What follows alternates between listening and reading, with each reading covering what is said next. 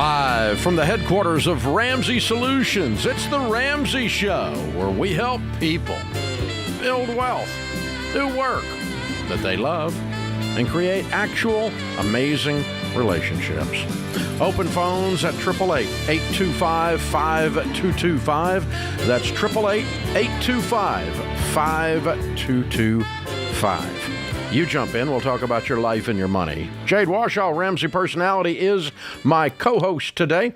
And you jump in, we'll help you out. It's what we're here for. Dante is with us in Orlando, Florida. Hi, Dante. Welcome to the Ramsey Show. Hi, Dave. It's an honor to be speaking with you. You too. What's up?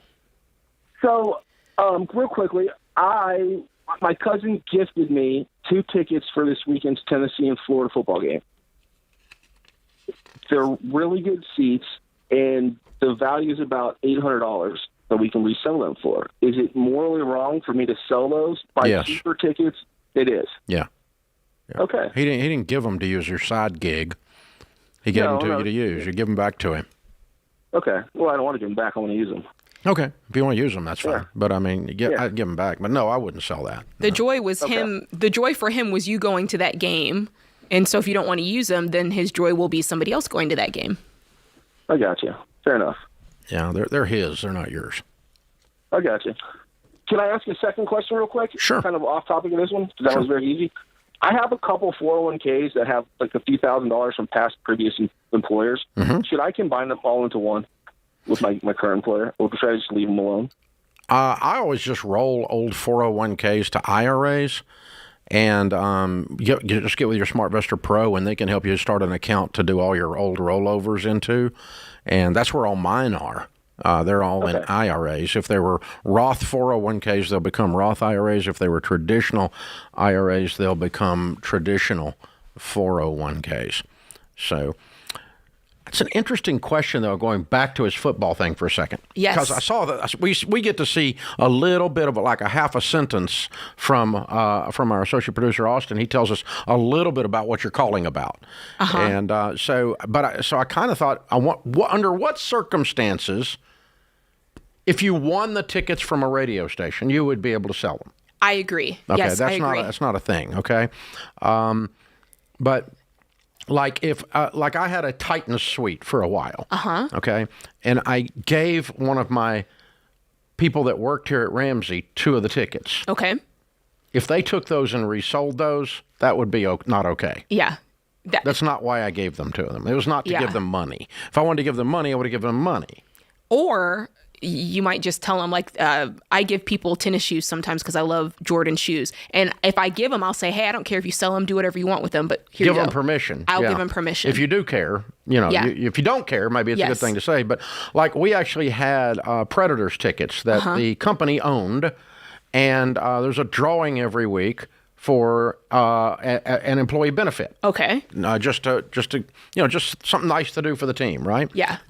It got to where nobody wanted to go for some reason, so we don't have it anymore. But Shade. But one time, one of those team members took those tickets and sold them, and I thought that was wrong. Did you? I would have said that would have been okay. Really? Okay. But Dave, technically, you bought the tickets. Let's be honest about it's that. like I gave them to you as an employee benefit. I didn't give them to you as a fundraiser.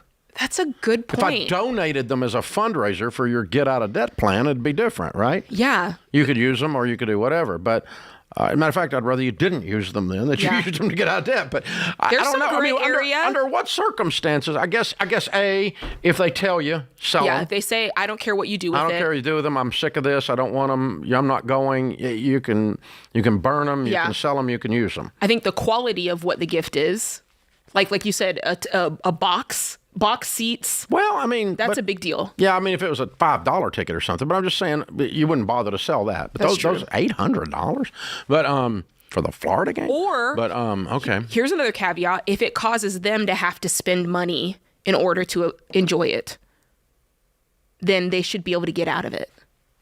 So if you say, "Hey," but I would say that back to the person as I gave them back to them. Yeah. You're the kind of guy that would do that, though. You would give them an out. Some people. Yeah, I would just say, hey, I can't take these because I can't spend the money to drive to Knoxville for the game, okay, or whatever it is. In that case, but I mean, it's just interesting. A little bit of communication goes a long way with these things. The guy might not care if you called him and said, hey, I'm kind of 50-50. I'm thinking about selling them, but I wouldn't want to do that unless you were okay with it. Yeah. That might be a way to handle it. That's true, but then that's so awkward for the other person because what are they going to say? Like, no, just give them back to me. Yeah, I would. Oh, I would definitely do that. I straight up, if you call me and say, no, I gave them to you, and if you don't want to use them, it's okay, give them back. I'll find somebody who wants to use them. Yeah, that is true. That's good. Yeah. That's an interesting one, Dave. Yeah. You got to give you got to say, hey, this is for you. I love, whatever it is. I love Beyonce. I'd love for you to have these tickets you and your wife enjoy. Mm-hmm. Then that's a clear, use the tickets. They're for you to enjoy. If they say, hey, this is for you. I don't care if you sell it. I'm not going to use it. Do whatever you want with it.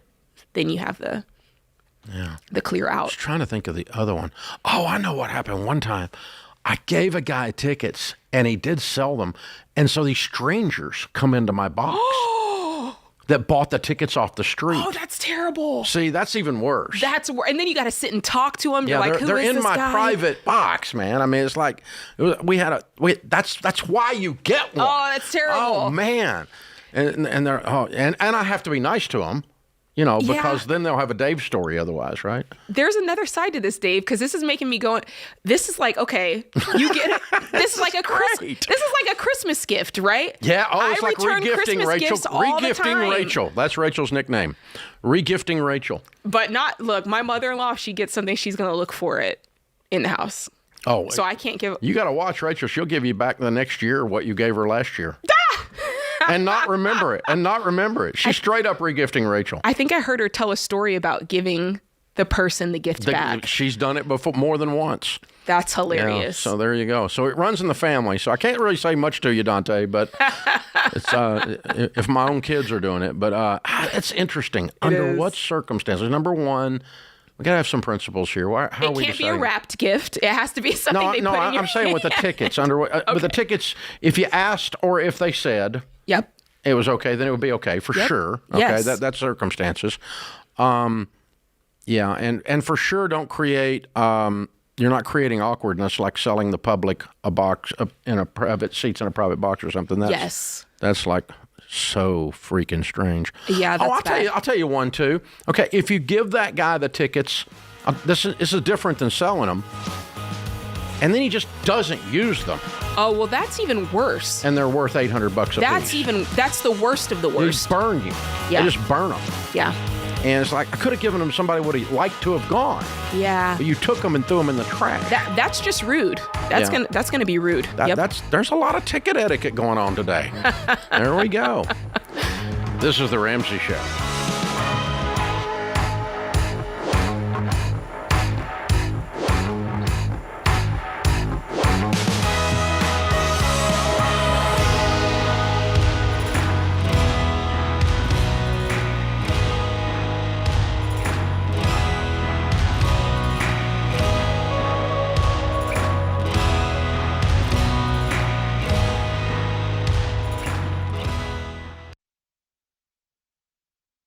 Hey, if you're in over your head with student loans and tired of getting calls from collection agencies, if private student loan debt is taking away your financial peace and you don't see any way out, you need Refi. They're not a debt settlement company, and they're not connected to a bank. Refi refinances defaulted private student loans that other places won't touch and gives you a custom loan built for you based on your ability to pay. So when you refinance your private student loan debt with Refi, you'll have a payment you can afford with a low fixed interest rate you couldn't get anywhere else to help you stick to your budget and work the debt snowball. And you can save thousands of dollars. To learn more about this custom refinancing option and a lump sum payoff option you could qualify for after 24 months, call 844-2-RAMSEY or go to yrefi.com/Ramsey.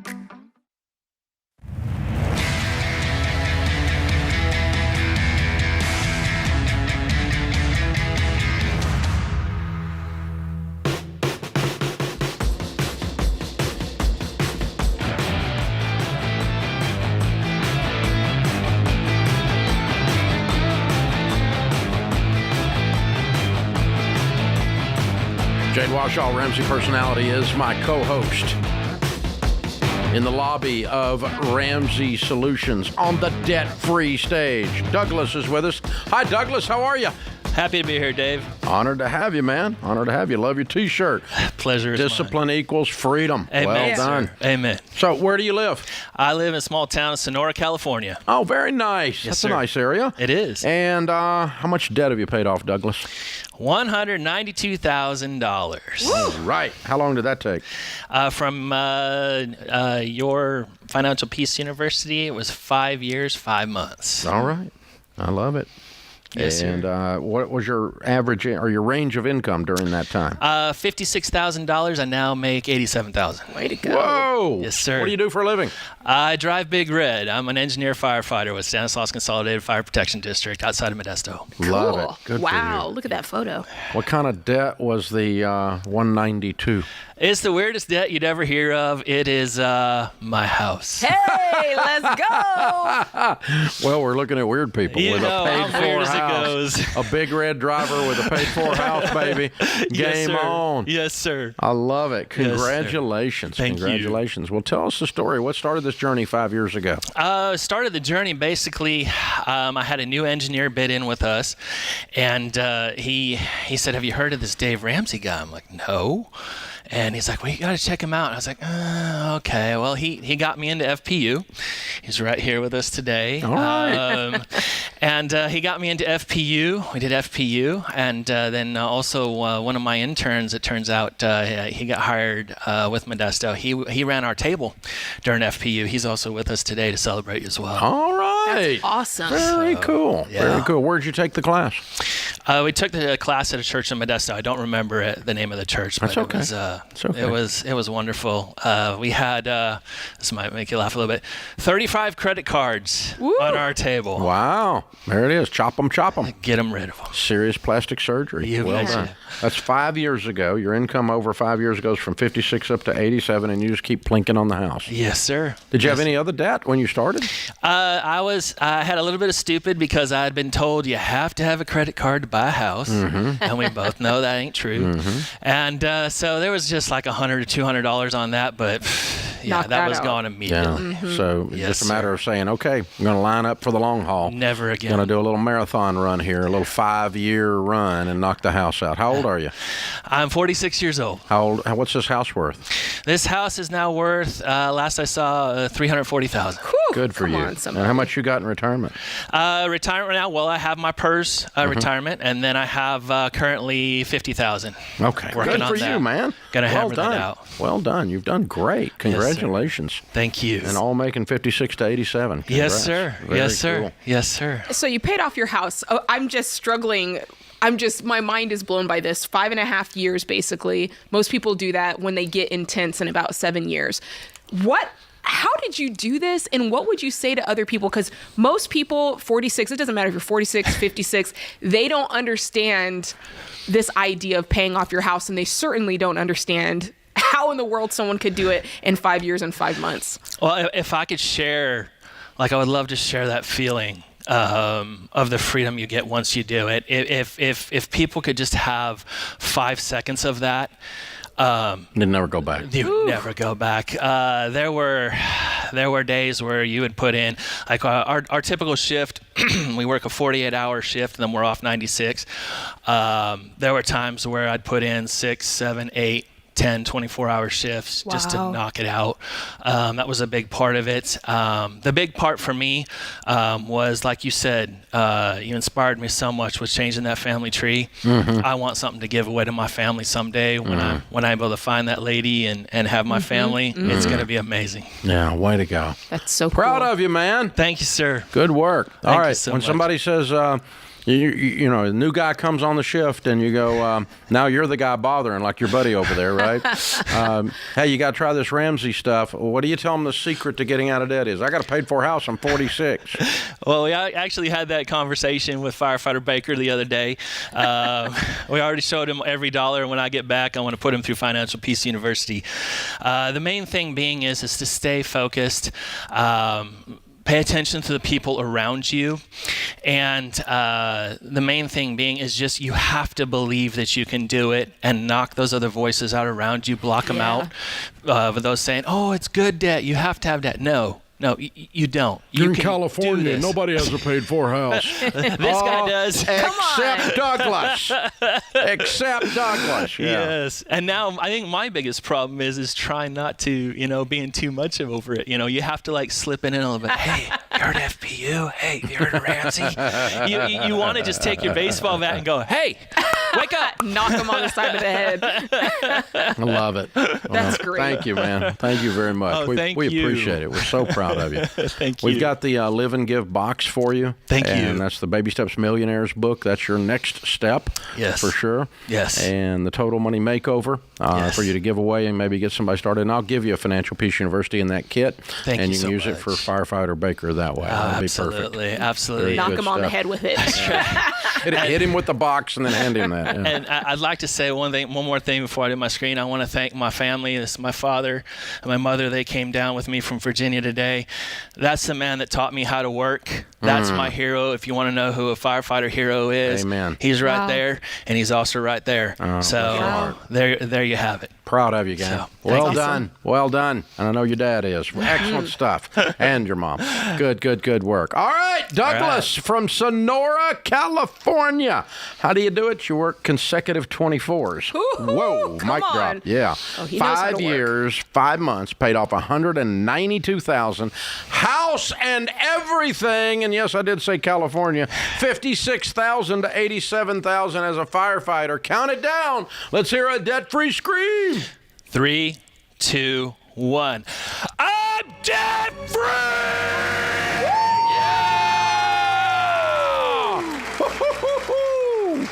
This is how you man. do it in Sonora right here. I'm just saying. That's great. Wow. Powerful. That was something. He almost knocked himself over with that scream. That was intense. That's what I'm talking about. Well, I tell you, the first responder community in general, I was just talking to one of our entree guys. He was speaking to one of the large sheriff's departments there in California last weekend, and several of them came up to him after he was leading a workshop for them, and said they've been following our stuff, and several of them were millionaires.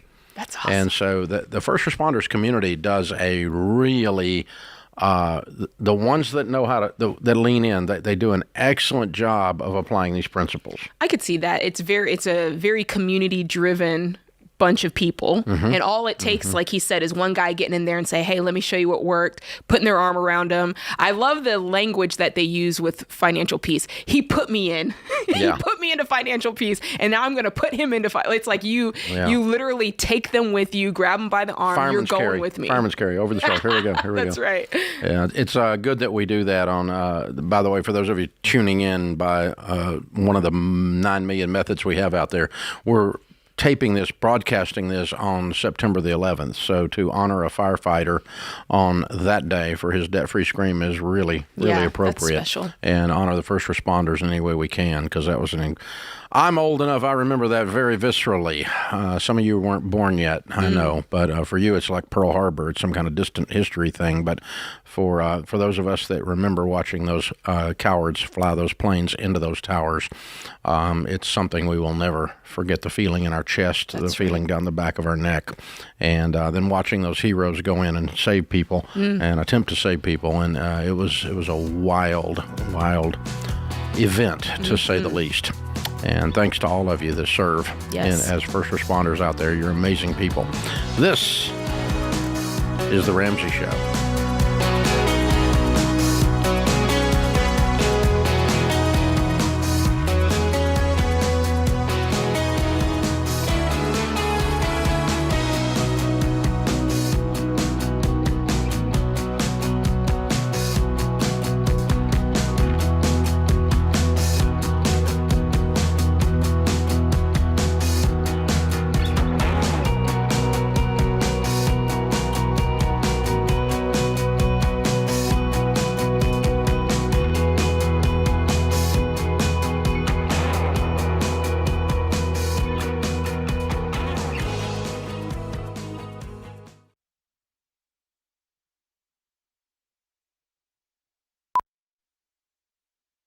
Hey folks, Dr. John Deloney here with some great news.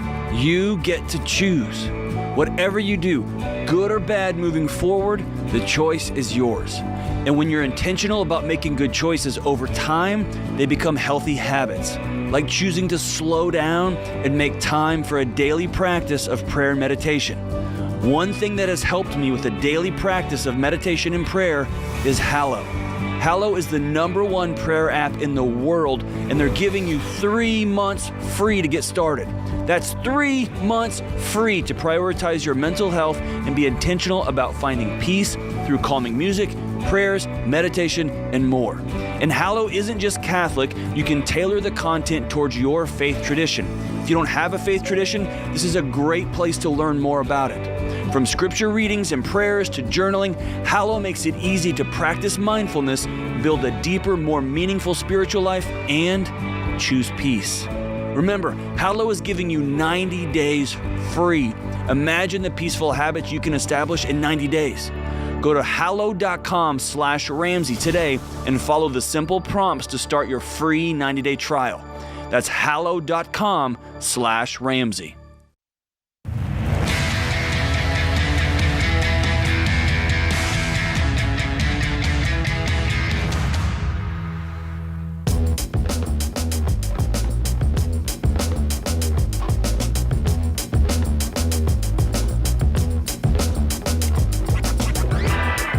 Jade Washaw, Ramsey Personality, is my co-host today. Washington, D.C. is calling. Alicia is with us. Hi, Alicia. How are you? Hi. Hi. I'm well, thank you. I hope you are doing well. Happy Monday. Happy Monday. How can I help? I'm going through a little bit of a moral dilemma, I guess, when it comes between making choices with money and with what to do with personal situation. Okay. Basically, I've made some mistakes. I've gone through some blunders, whatever you want to call them. I had to pay them off. I only have about $46,000 left in debt. It's half and half between student loans and credit cards. I am wondering, I guess I'm going to summarize. Basically, my dad is very, very sick. The doctors think this will be his last year. Sorry. And I think I can't afford to do all the things that he wants and wishes, like travel and meet up and all these things. However, it's also his last year. This will probably be our last Christmas together. And I'm trying to figure out and budget, like, to see him as much as I can. I live 1,000 miles away from him, over that, actually. But anyway, I guess when it comes to situations like that in life, like, where do you even start? What do you do? I'm sorry. So where does he live? Minnesota. And what's the nature of his illness? Pancreatic cancer. That's tough. Okay. And what do you make a year?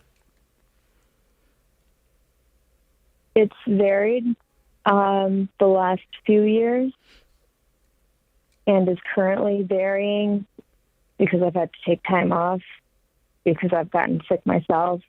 I guess if you were to ballpark it, let's say $70K. I'm a critical care nurse.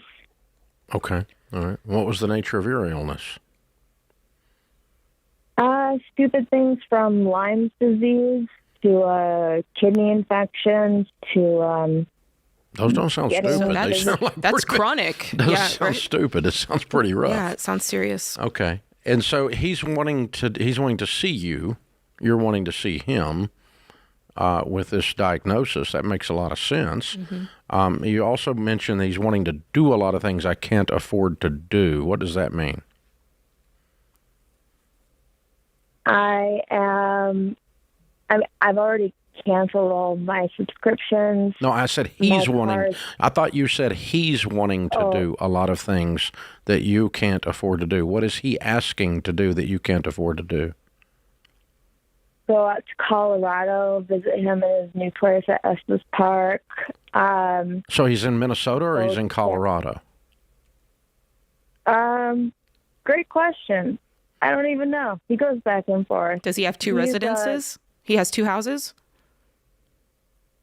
He has businesses out in Florida, Colorado, Minnesota, and I think Arizona. So does he have a lot of money? Yes. Okay. And what is it he's wanting you to do other than spend time with him? For his last, he wants to see, his family all like together and happy together. Okay. So it's you going on some trips, buying the flights to go to Colorado or buying the flights to go to Florida. No, we're not going to Minnesota. Japan and Australia, right? Not necessarily true. We took a trip to Germany. But I'm saying, is there anything that has been planned other than, hey, you might have to buy some trips, some flights over here to Colorado? My dad's a last minute guy. Okay, Alicia, let's stop a second. All right. There's two things going on. All right. Mm-hmm. Number one, is it valid to desire and figure out a way to spend time with your dad in his last year of life? Absolutely. Is it valid for him to pull everyone's strings and put you so far in debt when he has money to accomplish this goal? That's selfish on his part. Mm-hmm. So if he wants to spend time with you in Germany and he's a last-minute guy, he needs to be buying the tickets. Mm-hmm. He has the money. You don't. Dad, I can't afford to do this.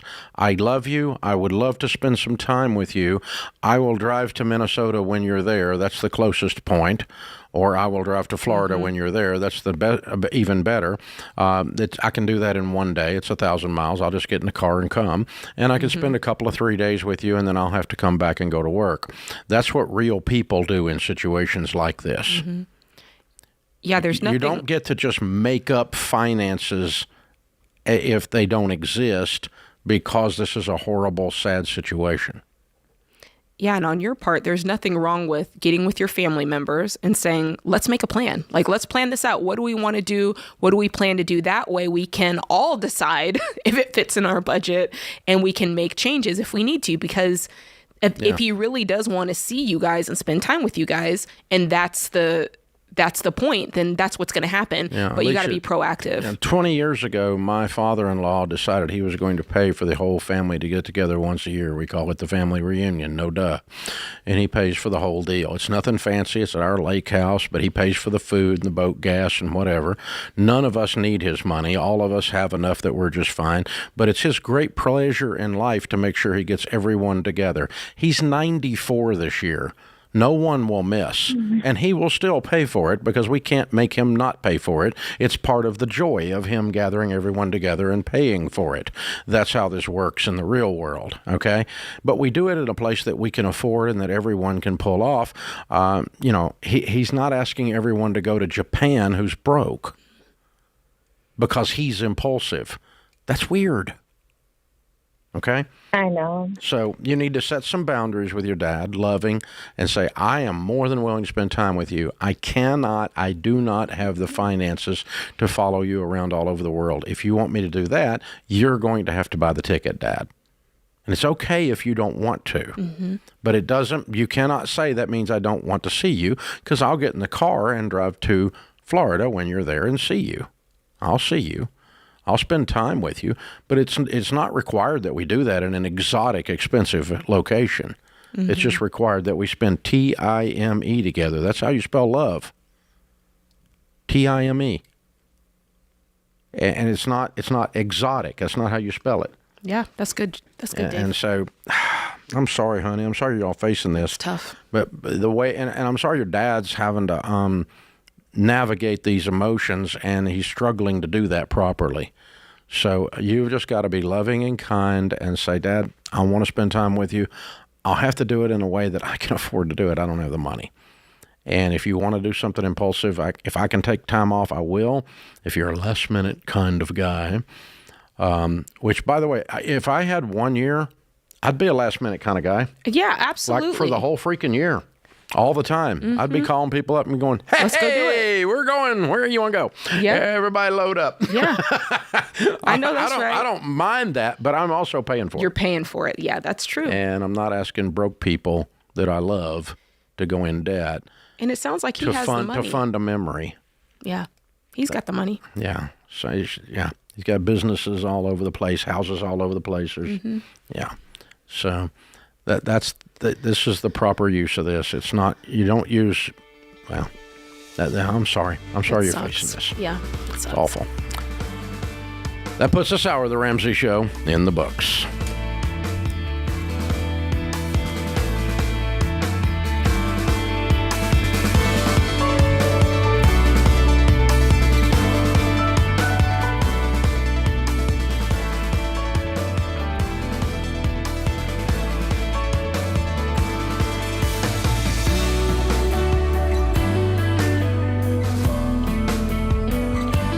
What's up, guys? It's Jade. If you love the show and want a deeper dive on your money journey, we have a weekly newsletter that gives you trending and helpful articles and tips on following the Ramsey way. Just go to RamseySolutions.com today to sign up for our newsletter. Again, that's RamseySolutions.com to sign up for our weekly newsletter.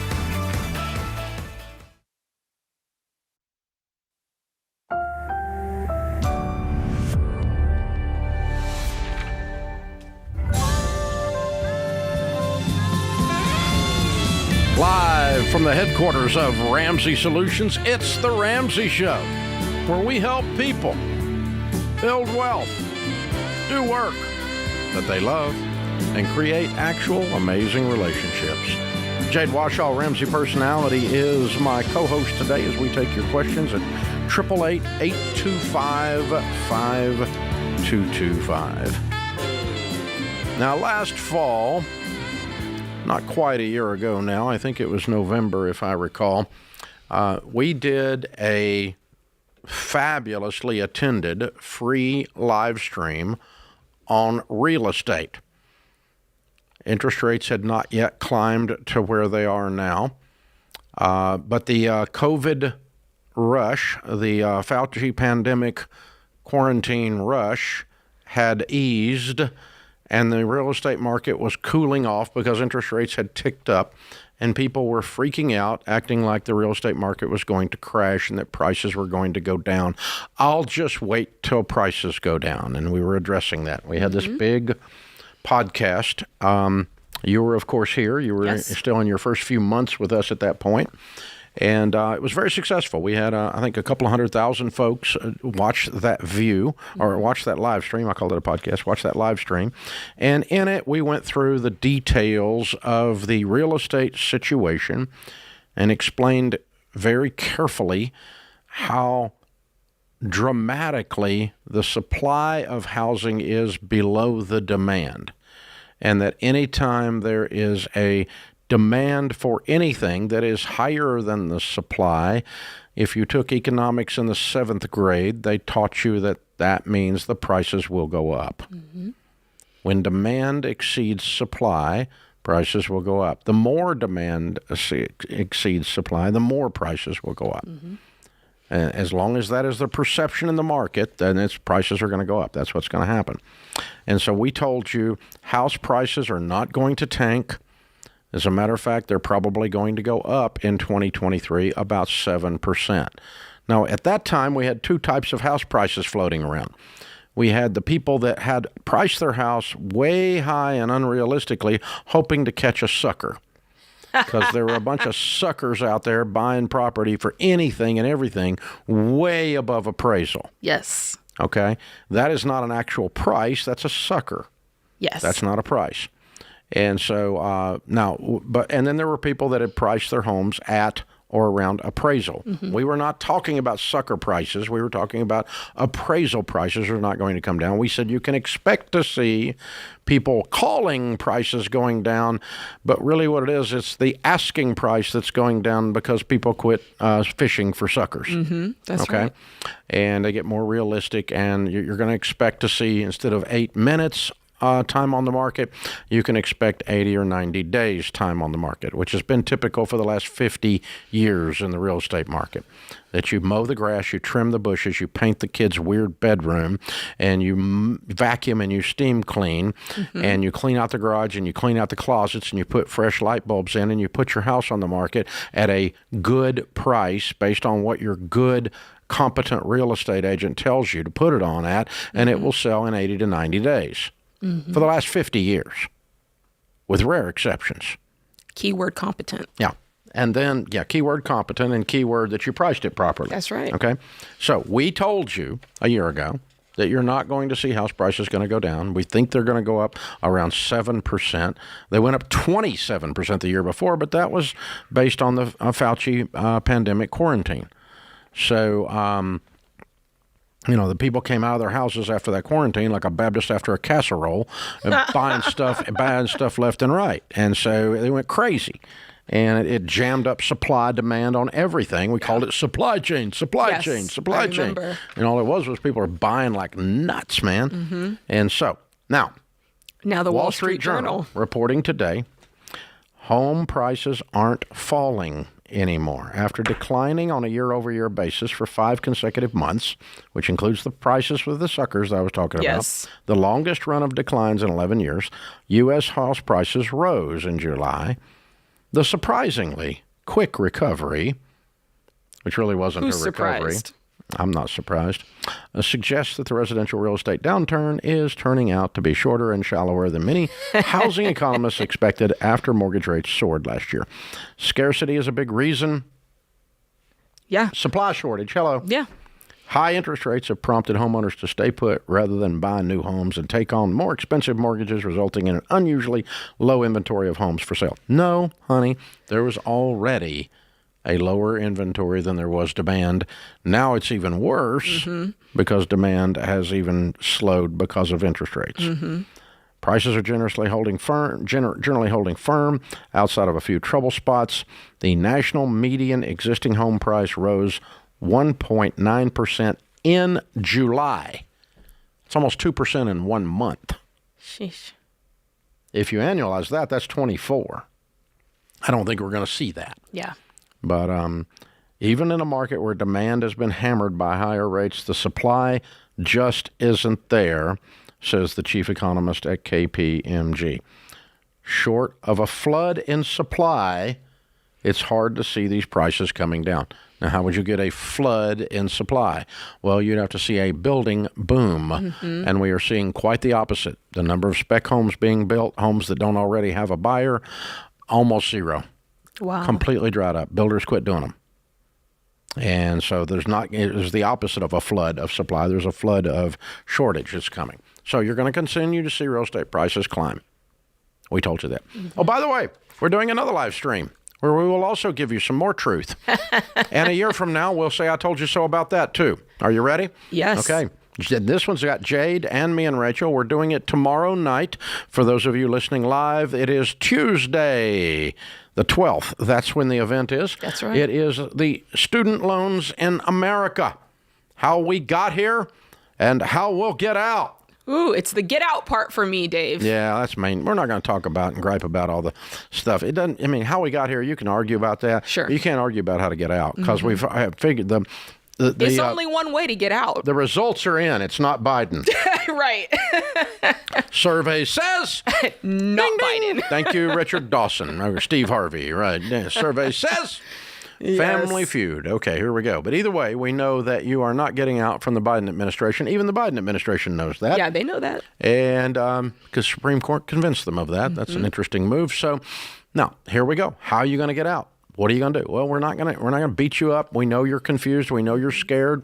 We know some of you are mad, and I don't blame you. Yeah. But listen, we're going to show you how to get out of student loan debt, how we got here, and how to get out. It's a free live stream from the Ramsey Solutions Studios tomorrow night at 7 p.m. Central Time.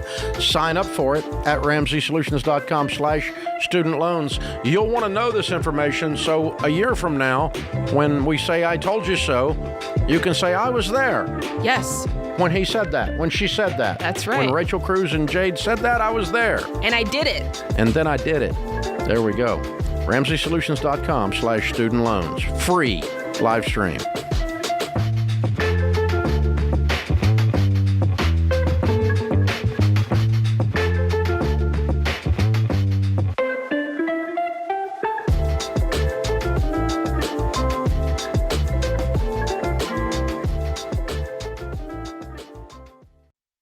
Hey guys, being free to make your own medical decisions is a big deal these days. Christian Healthcare Ministries gives members the freedom to choose the doctors and providers they want without the frustration of worrying about networks and with no waiting period to join. It's a membership-based nonprofit ministry where hundreds of thousands of Christians share funds to pay for and pray for each other's medical bills. For over 40 years, CHM has helped families living across all 50 states. So see if CHM could be right for your family. Check out more today at chministries.org/budget.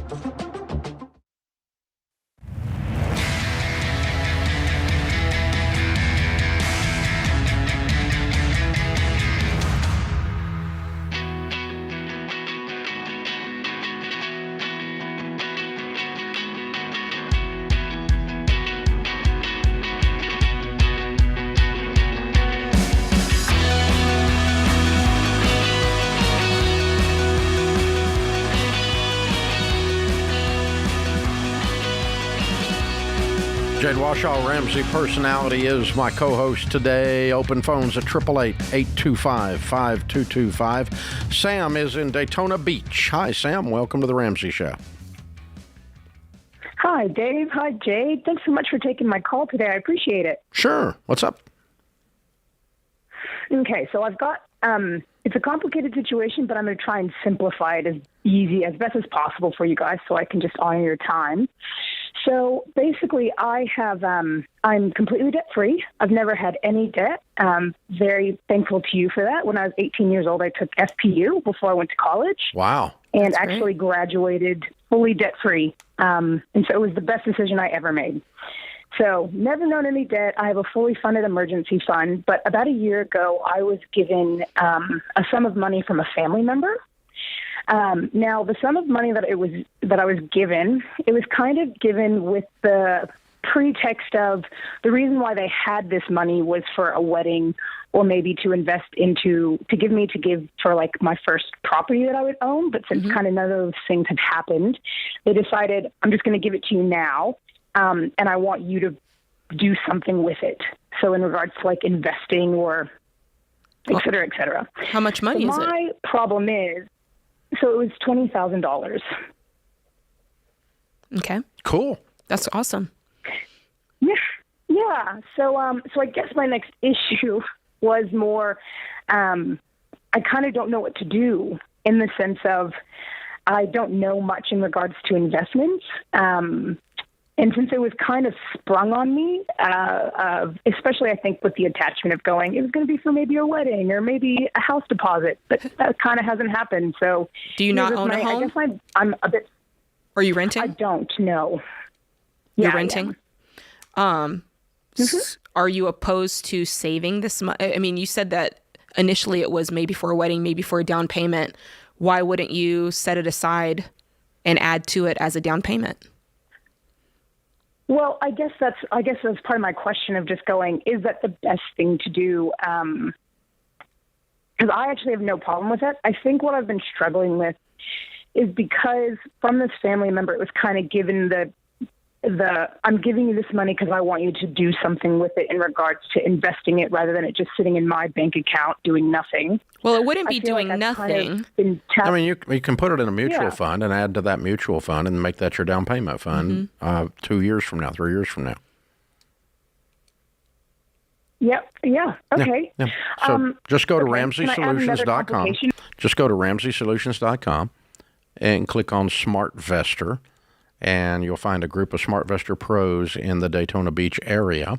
You can choose from among them which one you would like to work with. Yeah. And you want someone with the heart of a teacher, because it sounds like you're new to investing. And they'll sit down and teach you about investing only after you have learned and feel competent and comfortable. That's right. Do you invest? Yeah. And don't ever invest in something you don't understand. But if I woke up in your shoes, and if I had given you that gift with that guideline, I would be happy with you using some basic mutual funds to let that be parked in and add some to it as you go along for a future down payment. Yeah. Plan on having it in there 5 years or so. That's what I'd say. So it has some time to go in the right direction. Yeah, you should be able to do great with it. That should be excellent. Easy. Jill is with us in Phoenix. If I push the right button, Jill's there. Hi, Jill's with us in Phoenix. Hi, Jill. How are you? I'm well, thank you so much. Thanks for taking my call. Sure. What's up? So I'm calling. I've listened to the show off and on for years, but I got really serious about 6 months ago, and I'm going to admit at the outstart that I know I've messed up. But I have about $100,000 of debt with my ex-husband. I'm currently married. My current husband and I make good money. Because this debt felt so overwhelming, I kind of shoved it to the side. We paid off all of our other debt, and I started saving for a house. I skipped partial step 2 and went to step 3. And we started saving. We paid. So all you and your current husband paid off all your other your debts Correct. from the other marriage, except this debt. And what is this debt? How big is it? It's $100,000. And who's it owed to? And the IRS. Oh.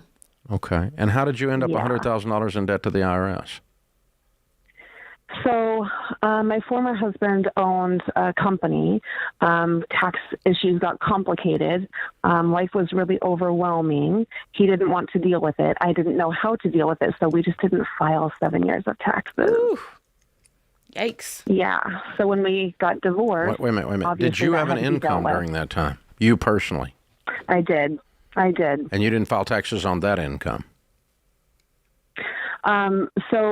Did you file taxes on your income during the 7 years?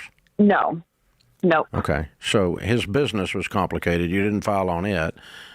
And how did the $100,000 come about? Who decided what that was?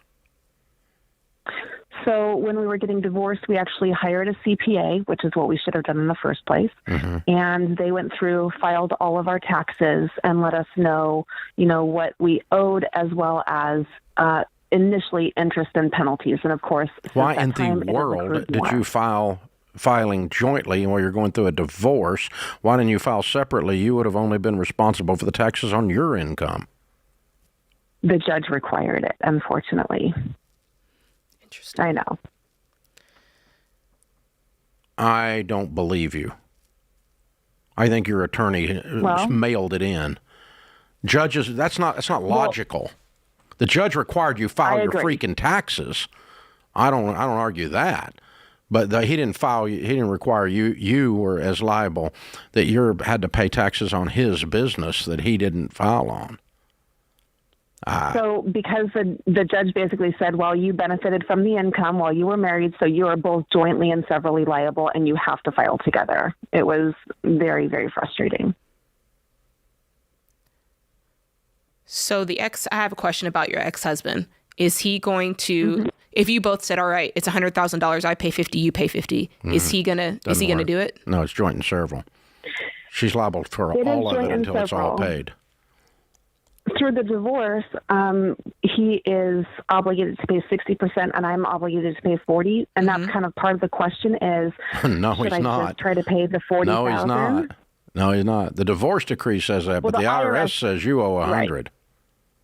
Correct. The IRS will not acknowledge that. Exactly. They don't have if to. I pay the $100, and I can take him back to court and sue him for that portion. Yeah, good luck with that. Or, I know.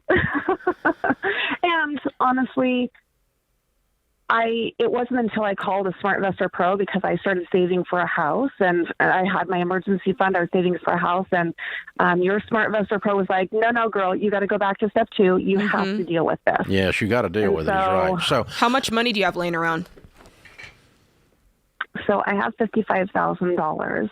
okay. Part of that was money that I got from my son passing away, and part of that is money we saved. Gosh. Okay, I got to tell you, there's a couple courses you can go through here. One course you can go through is you can pay the $100,000 and hope you get his 40 back out of him, and I wouldn't give you much hope for that, and you move on with your life. That's a fairly easy course to take. That's the clean course. That's the easy one, okay?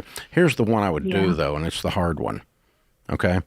I would hire another CPA, or rather a tax attorney, and I would go back before the probate courts where the divorce was done and challenge that judge's ruling and refile under the innocent spouse provision, because I don't think you're liable for his taxes. And you're innocent of his. Is the thing? Ask your tax attorney about the innocent spouse provision. This is where a spouse just signs off on everything, and the other spouse is running the business, and they just sign off on it. They don't get half the thing. They get out scot-free. And you'd be liable for your income, the taxes on your income during that 7 years, but not on the business's income.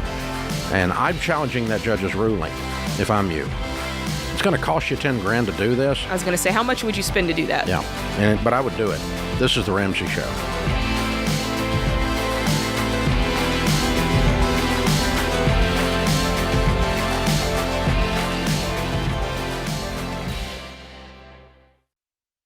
If you're like most people, your home is your most valuable asset. And when you want to make improvements, it can feel like everything costs too much or takes too long. But something as simple as custom window coverings from Blinds.com can completely change your space and add value to your home. We've recommended Blinds.com for over a decade, so you know you can trust them. From blinds, drapes, and shutters to motorized shades, they make it easy and affordable to upgrade your entire home, and their team is ready to help with everything from design consultation to measuring and installation. Plus, there are never any misleading quotes or hidden fees. Everything's backed by their 100% satisfaction guarantee, and shipping is always free.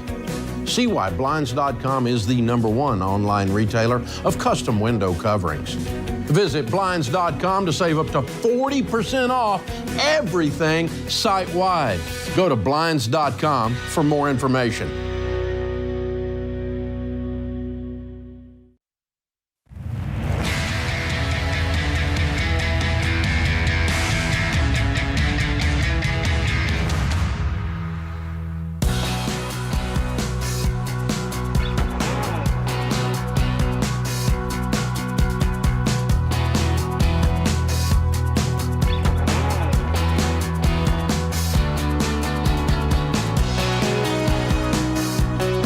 Busy week around here at Ramsey. Tomorrow night, Tuesday night, we have the student loan live stream. How we got here, how to get out.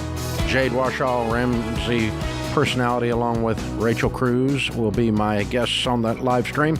It's a free live stream if you go to RamseySolutions.com/student loans and sign up. It is Tuesday night, the 12th at 7 p.m. This weekend, if you're in the Chicagoland area, up north of Chicago at Willow Creek Church, we are using their wonderful venue for Friday evening and all day Saturday for a SMART conference. Jade will be speaking there along with George Camel and Rachel Cruz, Dr. John Deloney, Ken Coleman, and me. It is a day and a half of fun, frivolity, and you will leave exhausted, tired, and smart. It's a SMART conference, and you can still sign up. There are still some tickets available. RamseySolutions.com. It's our biggest event of the year /events. RamseySolutions.com/events. And Jade, I don't know if you knew this or not, but Bob Borquez is running the board today. Okay. He's in here helping us run the board. I see you, Bob. And Bob has been here 23 years. Wow. As of today. And he and just a handful of other Ramsey team members have been here for a quarter of a century or so. And Bob has been, and here's what's weird about Bob. He's been in the radio area the entire time.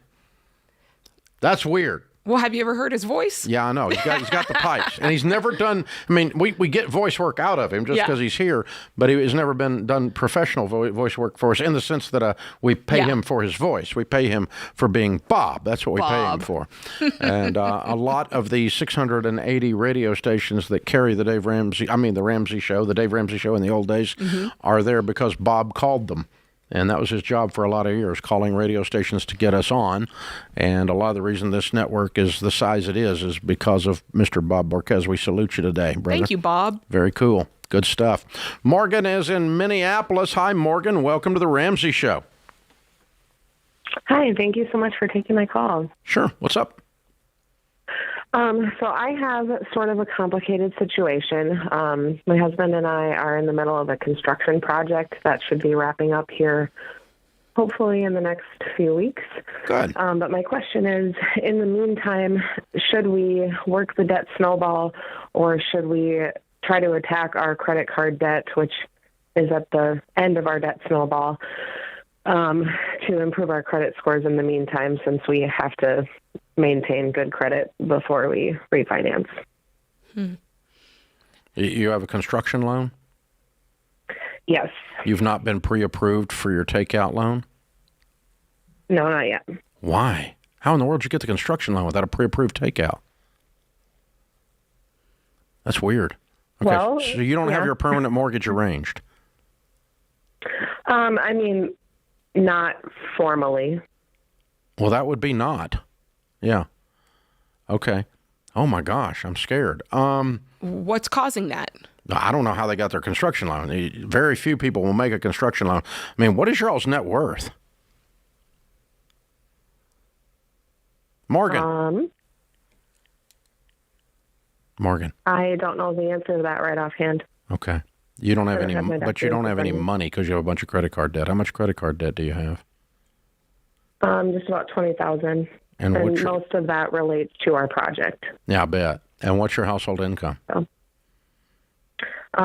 just under $100,000. Okay. And what do you owe on the construction loan? Slightly over $300. Goodness. Other debt? Any other debt? Yes. We have 20. Let's see. Trying to think here. About $30,000 in student loans. Okay. Are you current with everything right now? Yes, we are. Okay. This week, go to Churchill Mortgage and arrange for your mortgage right now.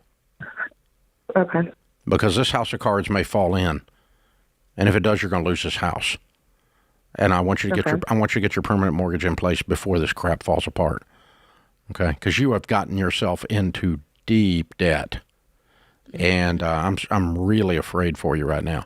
You took on an awfully big mortgage, and you overran the budget on the project, and you did not have a backdoor plan in place with your takeout mortgage. And so you're in a very tenuous situation.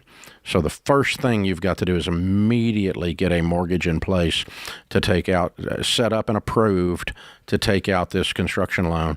And then once it's approved, it won't be a problem as long as you do it in the next 30 days. You're going to be finished with the project, you said, in a couple of weeks, right? Yep. Okay, so you can get your UNO and get your appraisal done, and you guys can close, like by the end of the month or early next month and be done inside of 30 days here. You got to get your mortgage in place. Once that's done, then we just start working on the debt snowball with the student loan and the credit cards. Mm-hmm. But you're in a very tenuous place because if you stub your toe before you get approval on this permanent, and I'm worried about you getting approval, you got a really big mortgage based on your income. Mm-hmm. But if you can get approval, you don't want to stub your toe. You don't want to miss, these stinking student loans, they're due October 1st. Yeah. So you got to have something in place to pay that student loan payment October 1st, and you got to make sure all your credit cards are paid on time between now and then. So you guys need to lay out a detailed budget, not miss a stinking thing until you get this permanent in place. Once the permanent mortgage is in place, then we'll back up, breathe a little bit, and start attacking the rest of these debts. But you've left yourself very, very vulnerable here. because if one little thing goes sideways, you don't pay a credit card on time, you're not going to get because you got a real tight permanent mortgage. Your ratios are questionable as it is. Yeah. And you got a mess, girl. That is a mess. Yeah, you guys completely jumped in the deep end and not swimming so good. So you got to really, really be careful with that. It's scary. So, Jade, the thing you should always do, number one, you shouldn't be building a house if you got credit card debt. Number two, you should stay within budget so you don't run up credit cards to make the budget because you went over budget on your house because you didn't keep up with your dadgum numbers. I'm building a house right now. The builder just sent me the spreadsheet on what we've actually spent versus budget. And it's a pretty simple formula. Yeah. Here's what we budgeted. Here's what we've spent. We're under budget. We're over budget. Yeah. And you can keep track of that every stinking week with a builder if they've got their stuff together. Yeah. Okay. So, and then you don't go over budget, and you don't pick stuff that doesn't fit, in the budget. So no, you can't have that carpet, and no, you can't have that tile, and no, that appliance isn't going in the kitchen. You don't have the budget. That's not what we're doing. Now, in Sharon's and I case, if we decide to break the budget because we see something we want to do, we can do that, but we're doing that amongst a bunch of information that gives us the ability to make that decision wisely. What causes them to not take over that construction loan earlier? You can't get a permanent mortgage on a house that doesn't have a UNO, use and occupancy permit. If the house isn't completed, they won't make a traditional mortgage. Oh, so it's that they're over time and they're over, not just over budget, they're over time as well? No, they have to finish. You can get the takeout mortgage approved subject to completion before you break ground. Before you even start the house, okay? And that's what should have happened. But since they didn't do that, they can't get a mortgage in place and pay off the construction loan. So the mortgage won't be funded to pay off the construction loan until completion. Oh, but you can get it all approved and lined up, and then if something goes sideways, doesn't matter, already approved. Okay, they don't revisit and reapprove the mortgage 6 times during the build. They approve it one time, give you a letter, says you're approved. And at completion, we're going to fund the mortgage. That's simple. And but you can get in a real pinch in a situation like this because that bank is going to want their money when the house is completed. Yeah. And you don't have a permanent, you're in foreclosure. Instantly. They're going to want their money. Shoot. And so you got to get a permanent, and you got to get it up for sale. One of the two. And boy, that'd be sad. That would be sad. This is The Ramsey Show.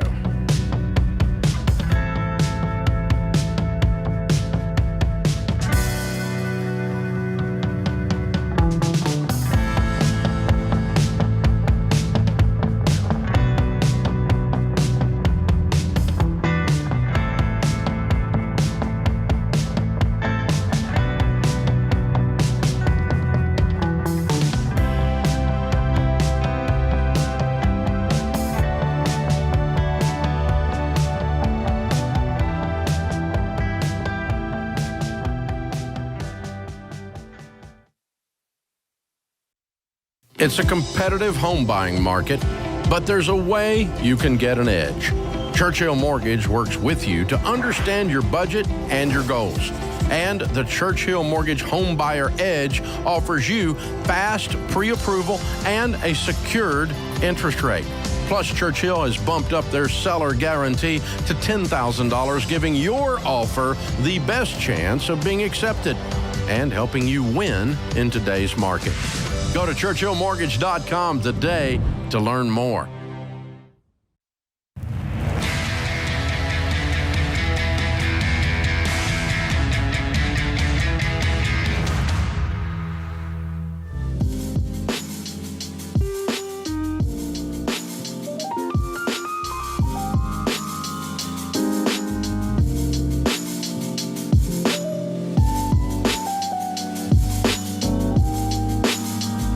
Thank you for being with us, America. Jade Washaw is my co-host today. Andre is with us in Philadelphia. Hey, Andre, what's up? Hey, sir, ma'am. Thank you for all you do. It's good to be alive. I'm definitely doing better than I deserve. I hear you. What's up? So let me do a quick rundown. I'm 32. I bring in about $4,000 home. I have about $11,000 in savings. And Lord willing, November 25th, I'm going to get married. Yay! So my fiance, thank you, I appreciate it. So my fiance has a situation. She wasn't really thought about finances, and she bought a car last year that she thought she was getting a good deal from Enterprise.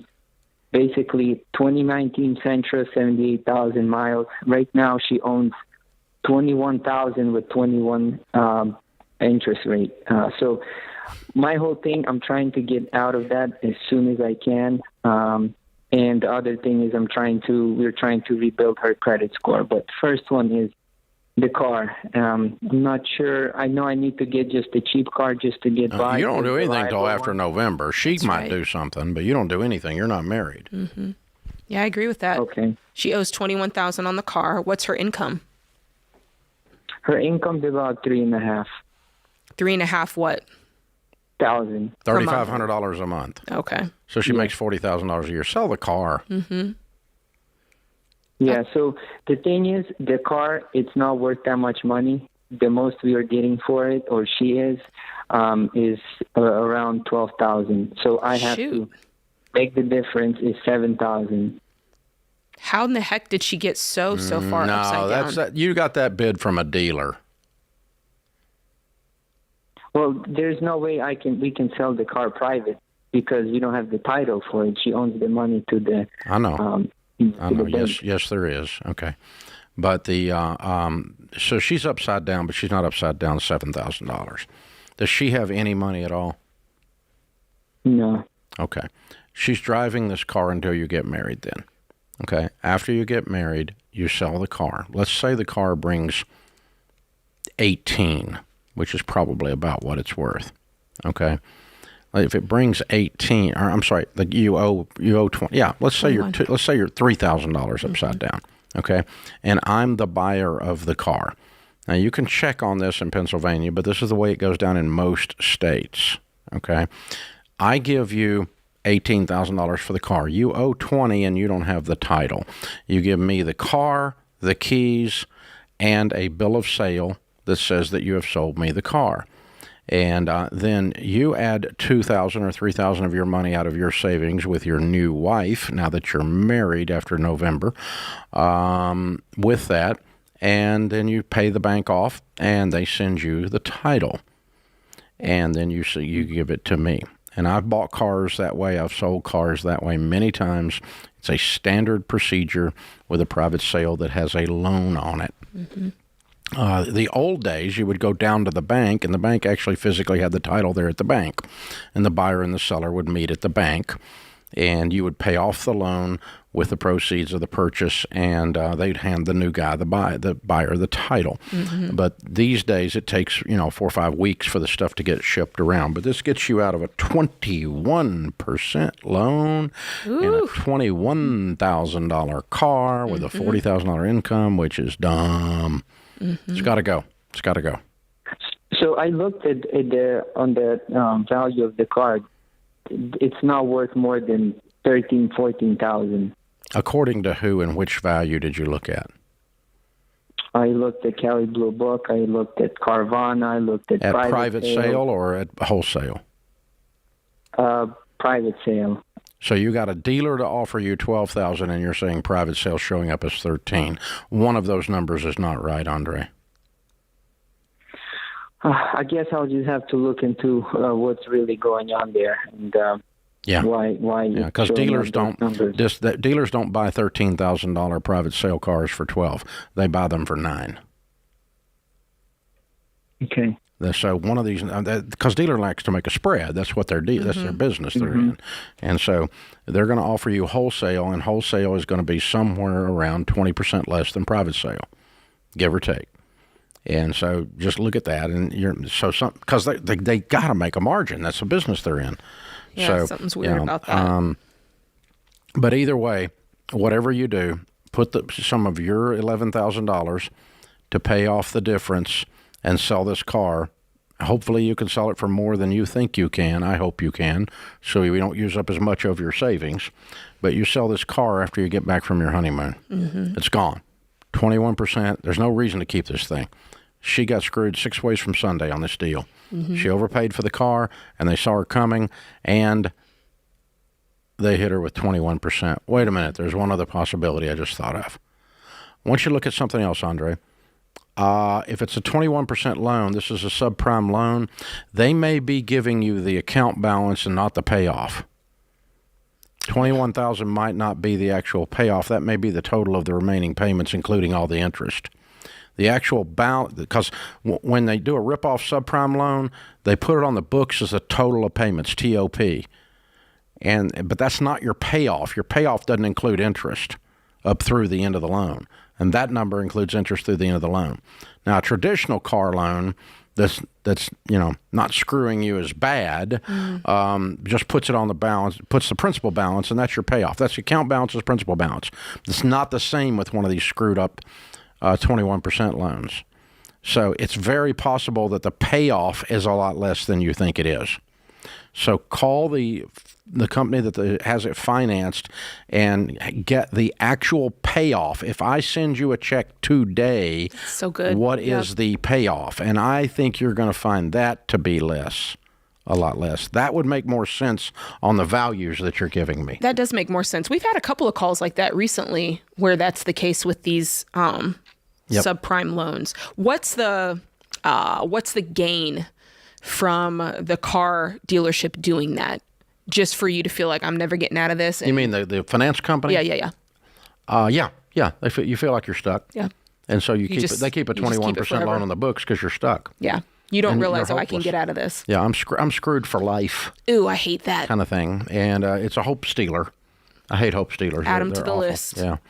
So that sounds, what you just said, that sounds accurate. That makes more sense with the numbers he's looking up. Yes.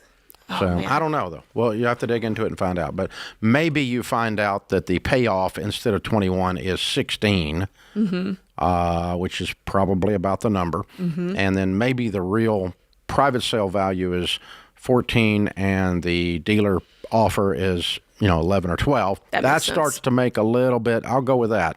That one I might go with. And then you're still putting in $2,000 or $3,000. Either way, you're giving up anywhere from $2,000 to $7,000 worth of your money. He's got to get out of that after you get married, but only after you're married. Do not do this until the ring is on the finger. And they need to sit down and have a conversation about how they're going to manage their money going forward. Yep. Because it sounds like he's still stepping in and trying to, save it and, mold it together. But they really need to have a conversation so they're both taking charge here. Yeah. Make sure you guys are on the same page. Hey, we'll help you with that. We'll put you into EveryDollar and the EveryDollar Premium and Financial Peace University. We'll give you a little wedding gift.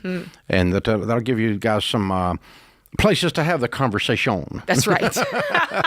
Yes, it's French. Yeah, that's French. Because now you're going to be we, not yeah.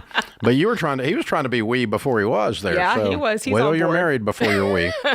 Don't be paying off other people's debts that you're not married to. Yeah, that's called no. Yeah. No. Here comes we're gonna play this bad French accent to the max. Take it all the way to the top of the hour. Yes. I'm committed, Dave. I love it. Well, hey, it is very smart to work together after you're married, but not before you're married. Don't be paying each other's debts prior to an actual marriage license having been made official. This is The Ramsey Show.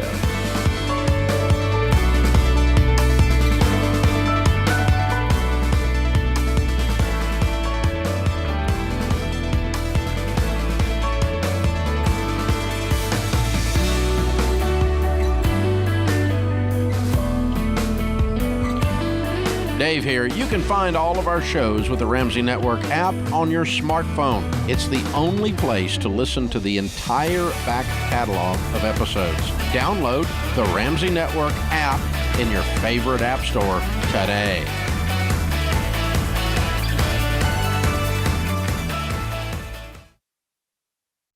Salah. Okay, I'll get it right. Sorry about that. Okay, what's up? Tell me what's going on. All right, so some background. I'm 22 years old. I graduated college. I got married about a year ago. And I've got a baby on the way, which has been kind of the driving factor in getting my affairs in order. And wonderful.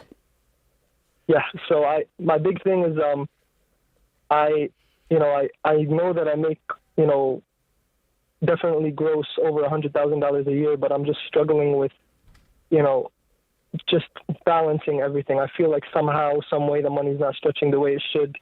I come from a family who definitely didn't make that much money, and somehow things felt different. So I always thought six figures would be that big number, but it's just not what I thought it would be. It's not as much as it used to be. Yeah. Is it just you working, or does your wife work as well? My wife was working, but we agreed that once we have a child, that she would be a primary homemaker, and so she's not working now. No. Okay. Cool. So tell me a little bit more about your debt to where you're feeling like this 100K isn't what it used to be. Okay, so the primary debt that I had when I first started getting into credit cards, I would just get a 0% interest and then flip it onto with a 0% intro offer for a balance transfer, and I did that about 3 times. So how much credit card debt do you have? So yeah, now I'm sitting at about at $6,000 in outstanding debt. That doesn't include the month-to-month cards that I'm paying, but those are almost paid down to zero. Probably like $1,000 between the 3 or 4 cards. I pay those fully month to month, but the 2 that are on 0% interest, they end in March, and they're about $6,000. What's the total amount of the debt? All the balances total combined? Amount is probably $9,500, I believe. Okay. What else do you have? I have $5,500 in student loans that, of course, just started being due for repayment, and my wife also has about $10,000 in student loans. Okay. How much on your cars? Oh, no cars. I'm a car guy, so we own our cars outright. Okay. What's your mortgage? No mortgage. I rent. So wait a second. How much is your rent? $1,500 a month. Okay, and how long ago did you start trying to follow our stuff? A month or two? It's been like 3 months, but I mean, I didn't really have much income to go off of. Initially, I'm an Uber driver. I have a full-time job with my degree effectively in IT, and I also started Uber driving, and I started kind of kicking that into high gear to try to get these credit cards paid off, and that's been my avenue. Yeah. Okay. So you're just getting started, and you've not really gotten the budget dialed in yet. No. That's really all this is, because I'm looking at a guy who makes $100,000 a year. You got $25,000 of student loan debt, or of debt, period. Actually, less than that. So I don't think it's a lot of debt, but I don't think it's the big fire and exploding thing that you think it is in your head. I think that if you guys get on a simple budget and you live on $80,000 instead of $100,000, you're knocking this debt out super fast. That's if you just, okay, we're gonna cut back. But if you really got crazy, you'd knock this out very quickly. Yeah, beans and rice and beans. A detailed written budget on the EveryDollar app. You and your wife agree that we are doing nothing except eat and diapers and electricity and pay rent. That's it. Nothing. We're doing nothing until we get this paid off. And $2,000 a month, and you are free in 1 year. Yeah. You guys are newly married. You got a baby on the way. You guys have been spending a lot. That's what I'm seeing here. Well, and I'll add to this. I'll take up for you just a little bit. You live in a very high tax, high cost of living town. Oh, that's also true. Connecticut is the highest taxed state in the Union. And Hartford is a beautiful town, very expensive. Agreed? Yeah, that's kind of my big thing is I know it's 100 gross, but I mean, after taxes, it's definitely not 100. No, I know. I know it's not. Yeah. I know it's not. But you can do this. You can still live on. Even in spite of that, you can do this, okay? This is doable in New York City. It's doable in L.A., and so it's doable in Hartford. And thankfully, you have a good rent situation, too, so that's good. So I think the thing is that the piece that'll come to this is you and your wife are in agreement that for a short period of time, we're going to live like no one else so that later we can live and give like no one else, including super big time take care of this baby. And so you have a new reason to delay pleasure. That's right. And that's adults devise a plan and follow it, and children do what feels good. You're going to do great. Yeah. So we're going to give you a gift to say congratulations on a new baby. Woohoo! And help you get started on all this. And we appreciate you following us on YouTube. And the gift is we want you guys, you and your wife, to go through Financial Peace University and get signed up in the EveryDollar app, the world's best budgeting app. And it'll break every one of your paychecks down for you. It'll show you how to use the baby steps exactly. And Financial Peace University will teach you the things you should have been taught about money but weren't taught. The things we all should have been taught about money but we weren't taught. And so we're going to give you every bit of that, and it's completely free. You hang on. Austin will pick up, and we'll get you signed up for that. Jade, one of the things we saw with the EveryDollar app, you've been doing some of these EveryDollar webinars, is that showing people how to do the budget. By the way, you can sign up for those if you just go to the everydollar.com/budgeting, and Jade will be doing those, and Rachel Cruz and George Camel as well. Anyway, one of the things we're finding is we've always said it feel like you get a raise when you're on a budget. Yes. But we've actually found a piece of research the other day said it literally is 10 to 15% a year. Yeah. Well, most people are finding $332 extra. That's just money that they were piddling away at Target, groceries. Yeah. They're able to find that money. So when you happen to your money instead of the lack of money happening to you, the efficiency increases. Yeah, you get a raise. And it'll feel like you got a raise. And then you don't use that raise to go buy a new car. That's what most people do. Most people get a $232 raise and go take out a $400 car payment to celebrate. No, no, no, no, no. This is The Ramsey Show.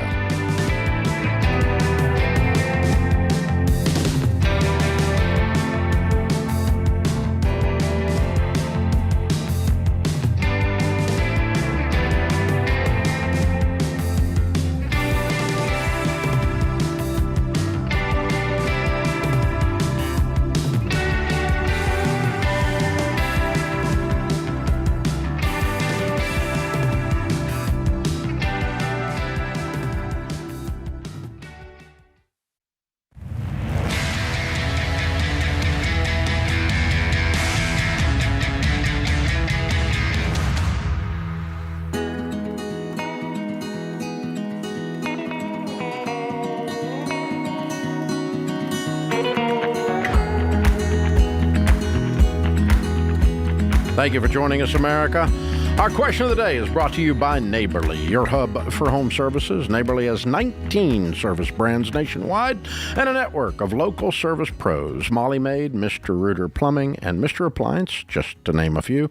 Visit neighborly.com to find available service providers near you. Today's question comes from Rachel in Florida. She says, I have a quick question. I just transitioned from baby step 2. I have a little over $60,000 in school loans. When I'm looking at my debt from smallest to biggest, do I look at the school loans individually, which would make them a list of smaller loans, or should I look at it as a whole, which would put them at the end of my debt snowball? Yeah, I would look at them as individual because most of us took out, a giant amount, right? But they blast them into all these little pieces. And generally, they have their own interest rates and all that.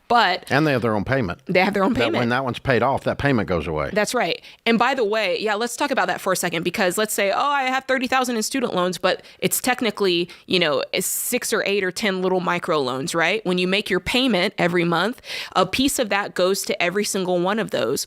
So if you are doing a debt snowball, for instance, and you're listing them from smallest to largest along with your other debt, whenever you make your minimum student loan payment, that is satisfying all of those small loans. And then when you're ready to make an extra payment, you pick the student loan that's the smallest.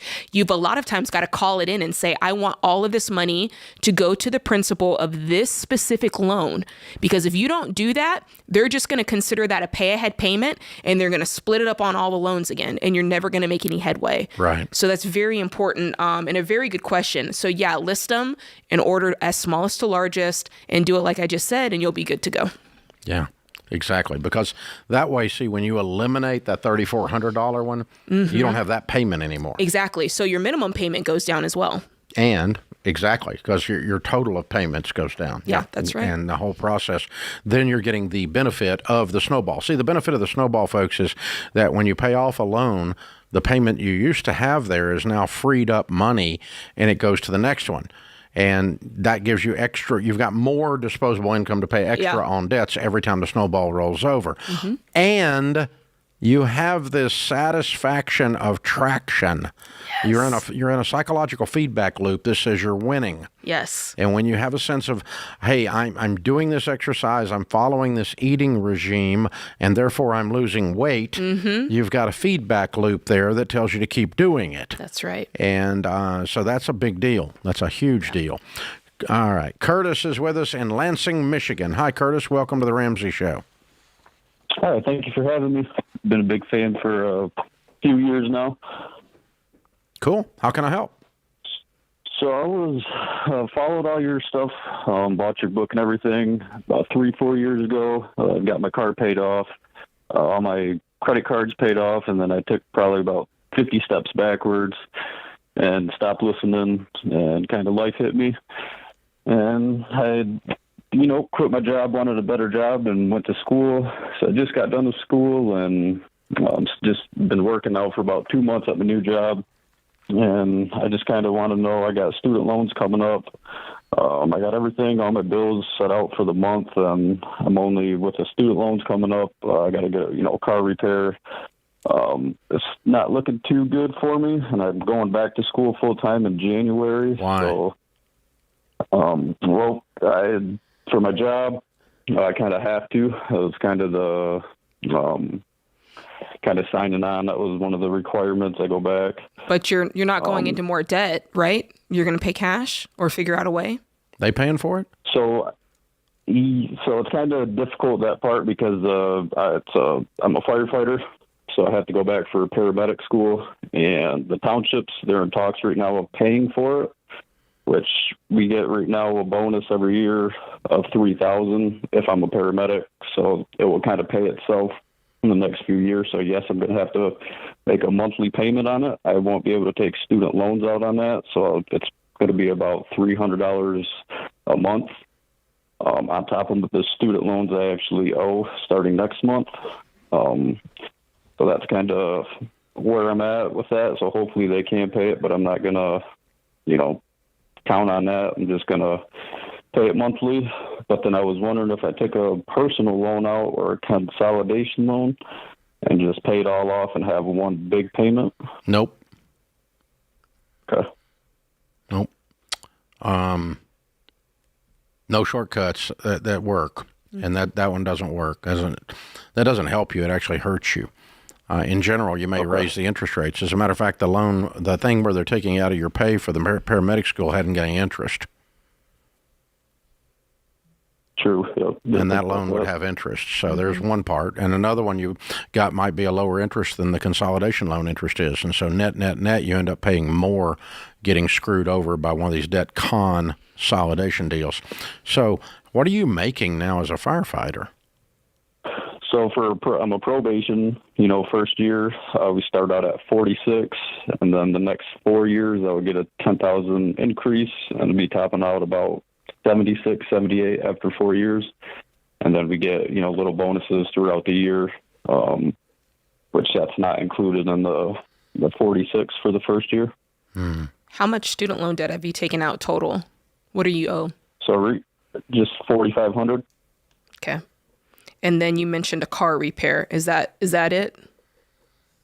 Car repair, and then I am currently kind of behind on, been working my butt off trying to get everything caught up bills-wise. I bought my house about 5 years ago, so I should, end of October, I should be all caught up on everything that I kind of got behind on. What caused you to get behind? Just school, working, by myself. Screwing around, not paying attention. Pretty much, and then 2.5 years of schooling full time, and that doesn't cause you to get behind. You had the ability. You were making money during that time. You could have paid your bills.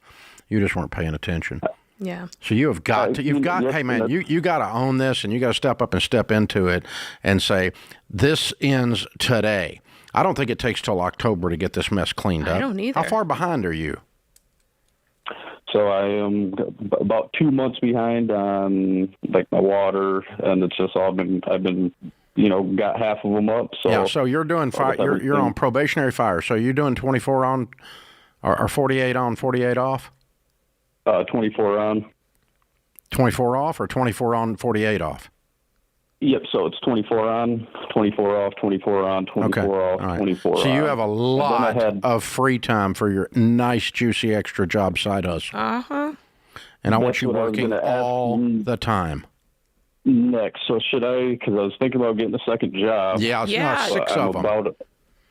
But then I was wondering, because I can pick up a lot of overtime, and I also can do on call. Whatever's going to make you more money. Whatever pays you more. Yeah. Okay, so I want you to work all the time. Hey, are you behind on your rent or mortgage at all? Not behind to where I'm like 30, not even 30 days behind, so almost 2 months, but this next paycheck, I should be all caught up until the next month. Your stress level's killing me. Mm-hmm. It's been, so I just kind of picked myself up, Good. I'm glad. Okay, now that you picked yourself up, let's run. Let's run hard. Yep. Run hard, man.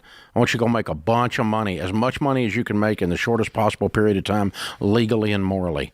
I want you working all the time, and I don't want you doing anything but working and paying bills. I don't want you partying. I don't want you going on vacation. I certainly don't want you eating out. You eat at the fire station, and you eat cheap ramen noodles, peanut butter and jelly, dude. I mean, you are getting out of debt. You are sick and tired of being broke, and you get fired up and wired up. You can clean this mess up really fast.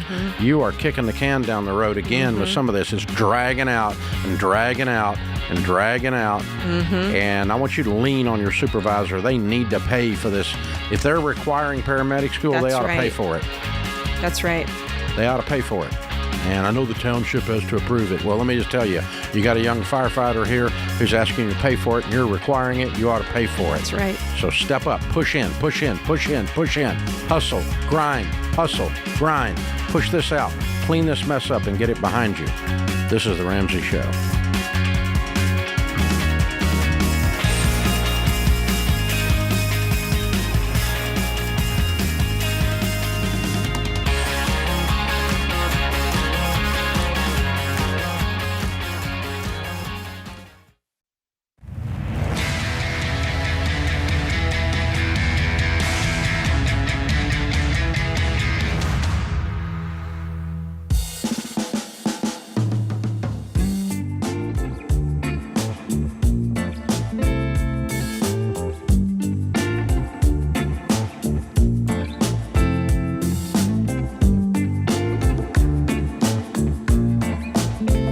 Jade Warshaw, Ramsey Personality, is my co-host today. Thank you for being with us, America.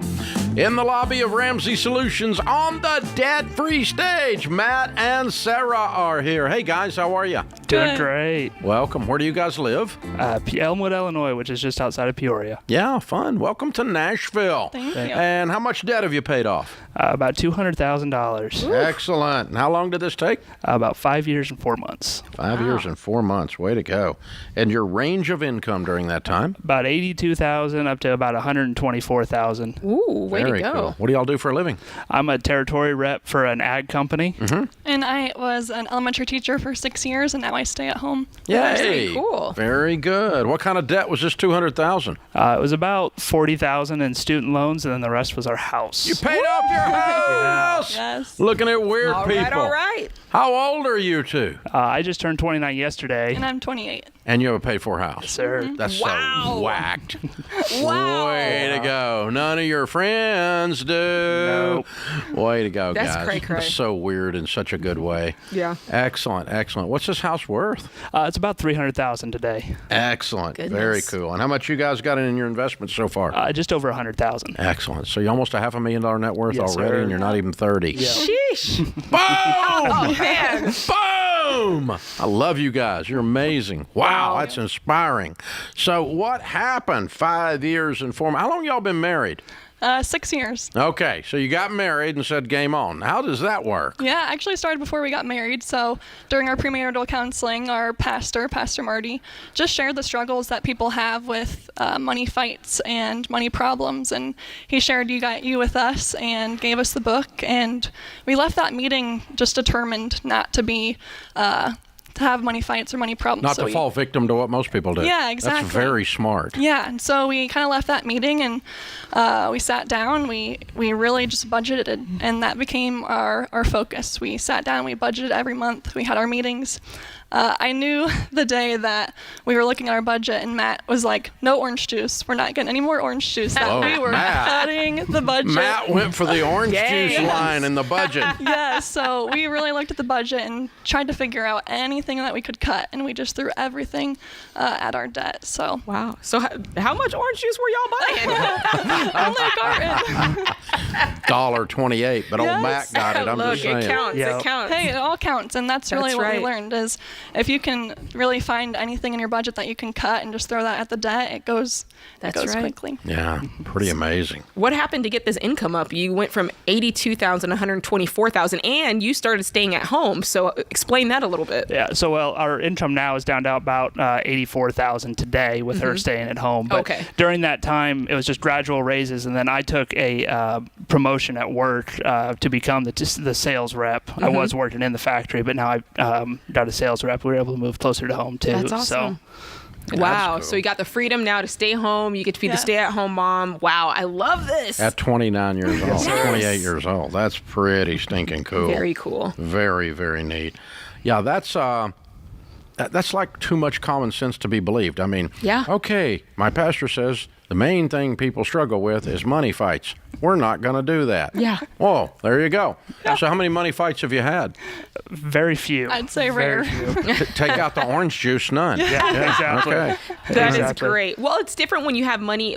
It's different when you're both going on a trajectory and the discrepancies or the arguments are more about how can we get there faster, right? Yeah. As opposed to you spent and no, you spent. Like, it's a very different feeling. Yeah, and I'd say that I said we find any way that we could to save money. And, we were taking online tests to get $10 a test. Yes. And we decided we had some woodworking talents and some crafting talents. So we started a small business. And, we just tried to find anything that we could to just start paying off the debts. And now that we're out of it, it's almost hard to spend money now. I have to kind of push her to actually spend money on, spend $20 on buying something or buy that $4 coffee or whatever. It's getting that mindset out. Yeah, honey, I want you to get all the orange juice. I like it. That's right. Very good. So what is next? What do you got a paid for home?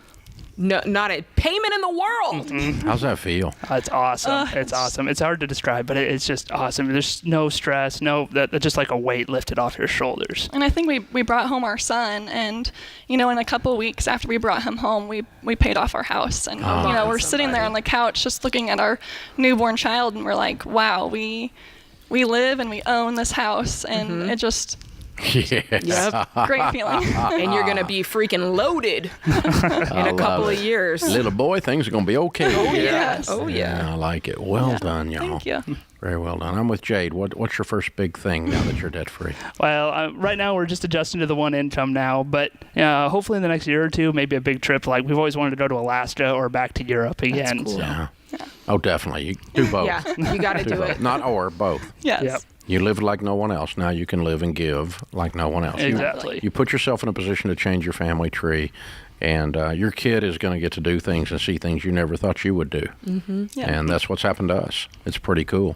And my grandkids now. Now they get to do stuff that would have completely was outside my realm of reality. I didn't even know it existed. Of course, it didn't exist, some of it, but way to go, guys. Thanks. So proud of y'all. Very good. Who was bragging on you and cheering you on as you went along? Definitely our family has a big impact on us, and they showed us what it was to love and give, and we're so excited to be able to do that now. We're even going to be teaching Financial Peace University. We start our first class on Monday. Thank you. At our church. So you'll be great coordinators. We're very excited. Argue with me. I'm not even 30 and got a paid for house. Yeah. Mic drop. Mic drop. Don't try it. Love That's it. so good. Way to go. Yeah, my pastor used to say that a man with an opinion or a man with an experience is not at the mercy of a man with an opinion. I know that's And you now have an experience. So, everybody's opinions don't matter. You just grin and go, well, you just don't get it. Exactly. Wow. Well done. Amazing. Well done. Thanks for teaching the class. That's amazing. Of course. Good stuff. All right. Now, when you're teaching the class, you're not even 30 years old. I'm going to say it over and over so people hear this. You have a paid-for house. What do you tell them the key to getting out of debt is? For me, it was like not comparing to anyone else, not caring what anyone else thinks.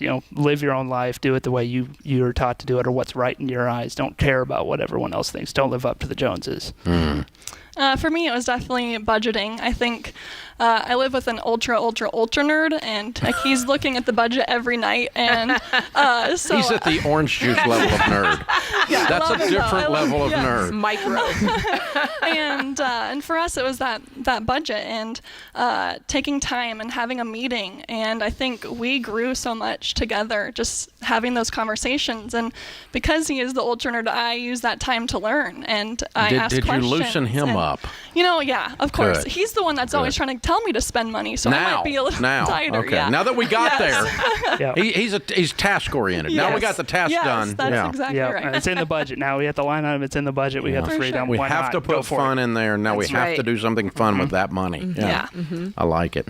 Hey, we've got the Baby Steps Millionaires book for you in the Live and Give box, a Financial Peace University membership. You'll be able to bless someone and have them come through your class, and you can give them a free membership that way. Same with the Total Money Makeover book. It's all the Live and Give box. And just to say thank you for coming down and doing your debt-free scream. We're so proud of y'all. You guys are a power couple, man. Very cool. You're amazing. And you brought little guy with you. What's his name? His name's Weston. Weston is how old? 8 months. And he's got his debt-free scream earphones on. He does. So he's not going to freak out, hopefully. Maybe he'll never know what happened. He's been practicing his scream. So. But we do have the video of the day that his life was complete. His family tree was completely changed. Yes. That's pretty cool. We'll have that. Excellent stuff. Matt, Sarah, and Weston, Peoria, Illinois. $200,000 paid off. House and everything. Woo! 5 years and 4 months. Making 82 to 124. Count it down. Let's hear a debt-free scream. 3, 2, 1. We're debt-free! Yeah!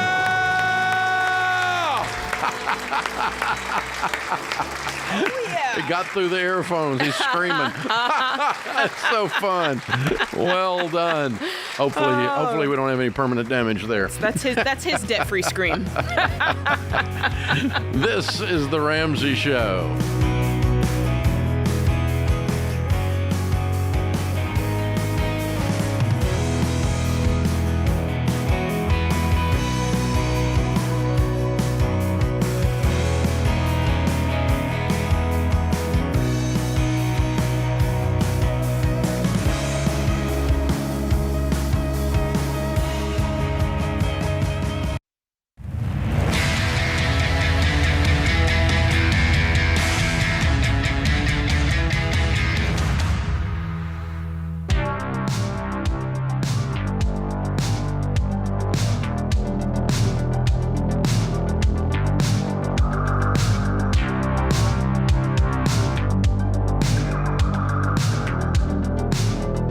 Our scripture of the day, Isaiah 26:3. You will keep in perfect peace those whose minds are steadfast because they trust in you.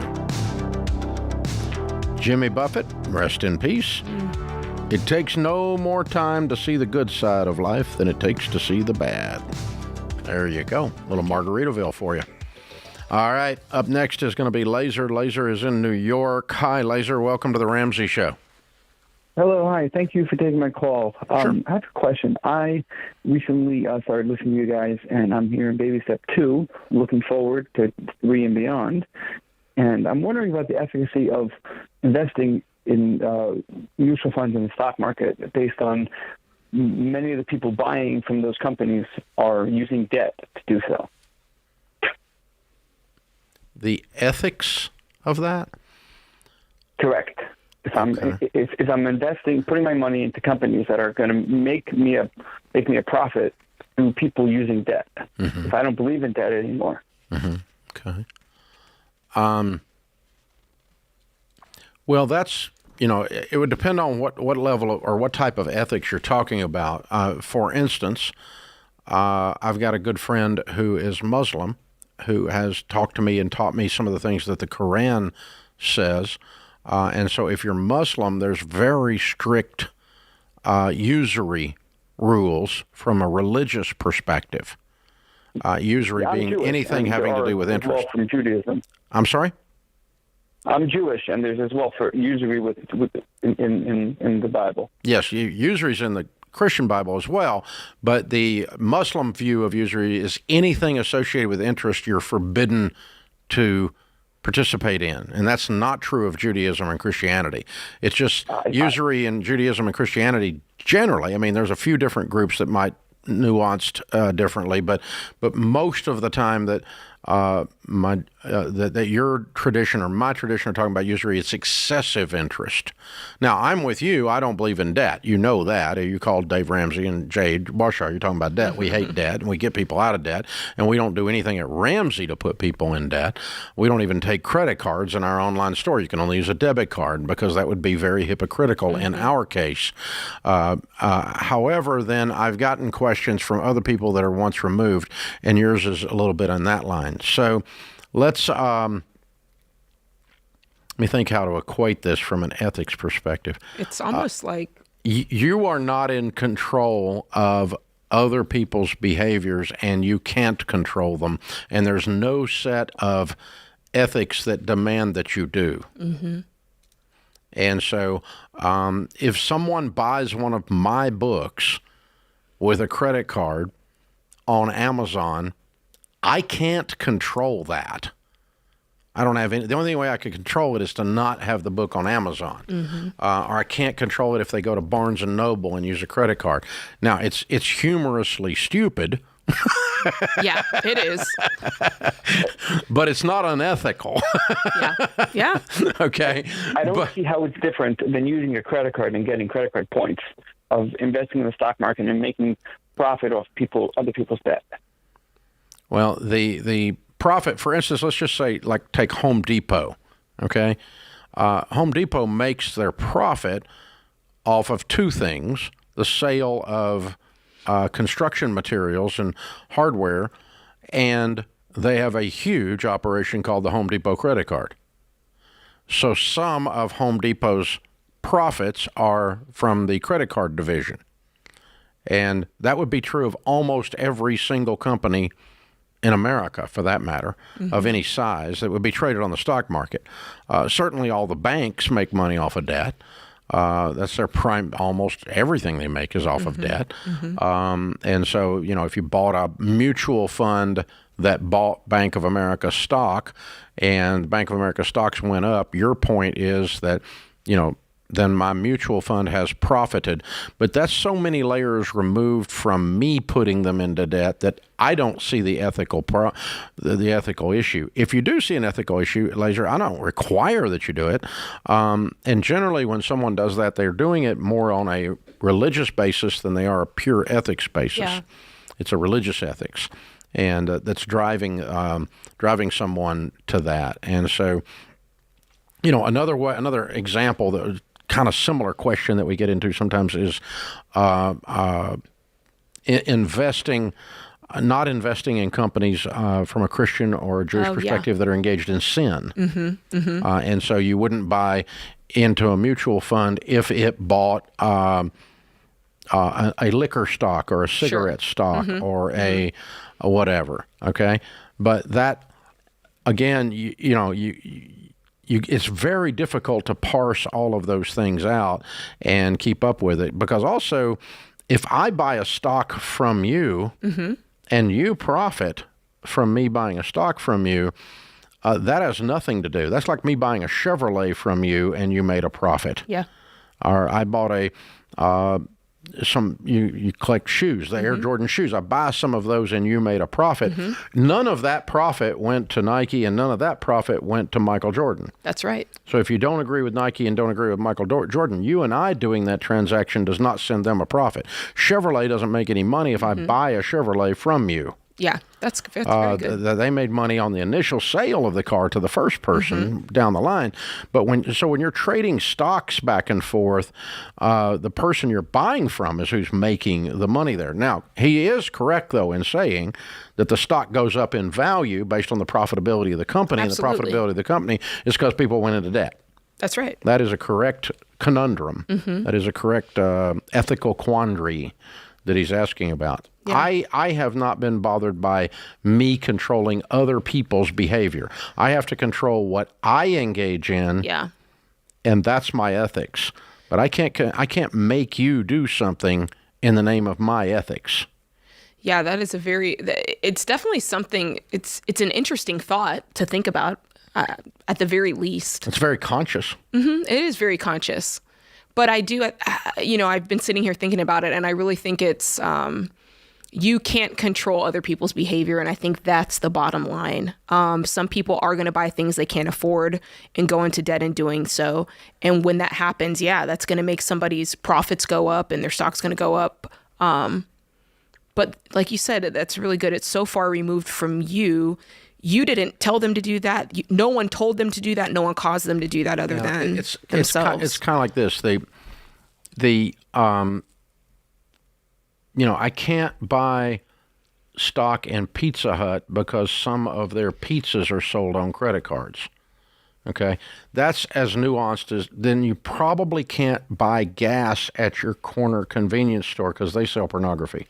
I mean, you could go down the line with that. You could say, well, I won't buy stock in Pizza Hut because it's a caloric food and it causes obesity and glutton.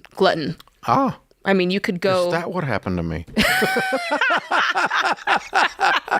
Now I know! It was the Pizza I'm a victim! I thought it was my fault. Look, I mean, that's the thing. You can go down that road in so many areas. I'm not making fun of you, Laser. I'm making fun of me. But Laser's got a valid question of conscience. Don't violate your conscience anytime you're doing any investing or money transactions. That's right. And money is a good subject area to test your conscience. Okay? I'll tell you another thing. Another reason you can't buy gas at the corner stock market. They sell lottery tickets. Yes. And that's the ultimate in gambling, and it's a tax on poor people because 80% of the lottery tickets purchased nationwide are purchased in lower income zip codes. Yeah. So, and the rest of them are purchased by people who don't do math. Yeah. And so, or can't do math or haven't chosen to do math. So that it's hard to go to that level of jot and tittle, to use an old King James phrase, the minutia and the detail. Let's use it different. Well, it's the minutia and the details, what it amounts to. If you go into the nuance, you can get to legalism real quick. Well, yeah, and you don't want to get to legalism. Then you're looking at everything. You're looking at, you almost have to pick your battles because where things are manufactured. Yeah. What type of labor? What were you can really pretty much going to be in a cave. Yeah, and that's sad that it's on everything. Stay out there swinging in the culture and have an impact that way. That puts this hour of the Ramsey Show in the books. We'll be back with you before you know it. In the meantime, remember, there's ultimately only one way to financial peace, and that's to walk daily with the Prince of Peace, Christ Jesus. If you like what you heard in this episode and want to know more about getting started on the Ramsey baby steps, go to RamseySolutions.com and click the Get Started button. We'll help you figure out the best next step for you based on your specific situation. That's RamseySolutions.com and click Get Started.